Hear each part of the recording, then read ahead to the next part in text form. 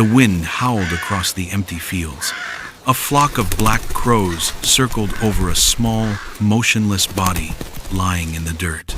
Their cries grew louder, wings flapping wildly, beaks poised to strike.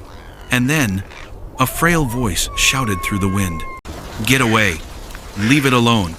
An old man, gray-haired and trembling, ran toward the swarm with nothing but a stick in his hand. It was a sight no one would forget. An elderly man standing against a dozen crows, all for a dying puppy. But what happened next? His name was George Miller, 72 years old, living alone in a small wooden house at the edge of a quiet Montana town. Ever since his wife passed away, he'd spoken to no one. Days drifted by as he tended his garden, fixed fences, and scattered breadcrumbs for the birds. People called him the Crow Man because the crows around his house never feared him. They would land on his porch, even steal food from his hands. But that afternoon, those same crows became the reason he stepped outside his gate for the first time in months. George had been resting when he heard the sound, harsh, frantic cawing unlike the usual chatter. Something was wrong. He grabbed his cane, pushed open the creaking gate, and followed the noise through the dry grass. Then he froze. In the middle of the open field lay a small golden puppy, covered in dirt, barely breathing. Around it, dozens of crows hopped closer, their black feathers glinting under the dull Sunday. The little one didn't move. Only its chest rose faintly, trembling with every weak breath. George stepped back. He knew crows could be aggressive when hungry.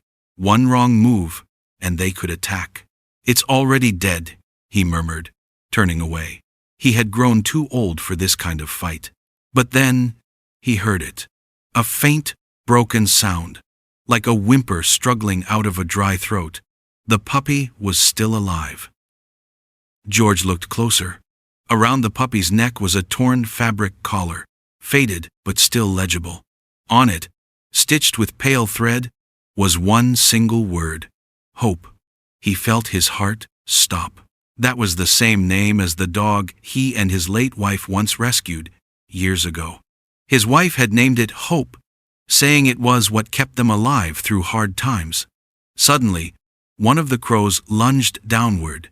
Instinctively, George swung his cane and shouted, "Get away! It's not yours!"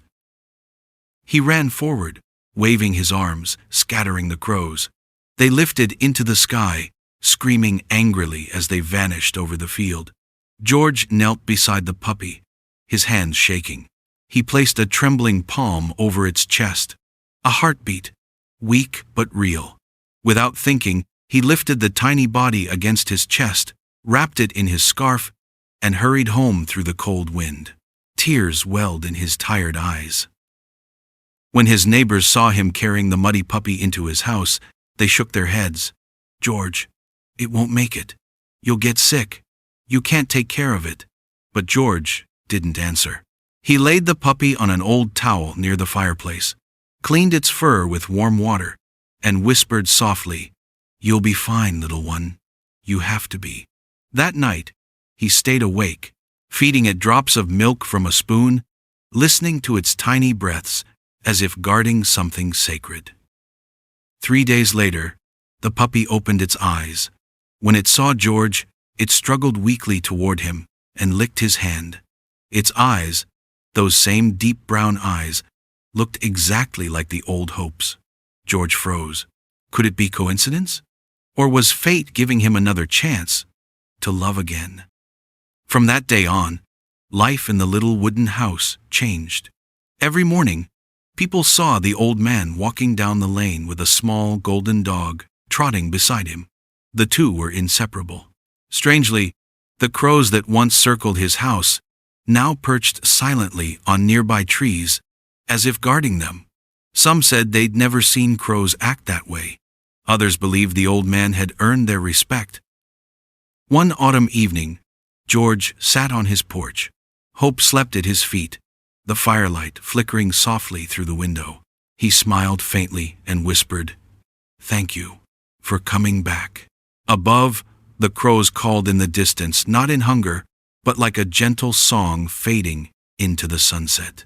Because sometimes, life doesn't bring back what we've lost. It brings us something new, to remind us why we loved in the first place. And if you think this story was just about an old man saving a puppy, then you haven't heard. The puppy taped to a park bench, and the truth behind it made everyone cry.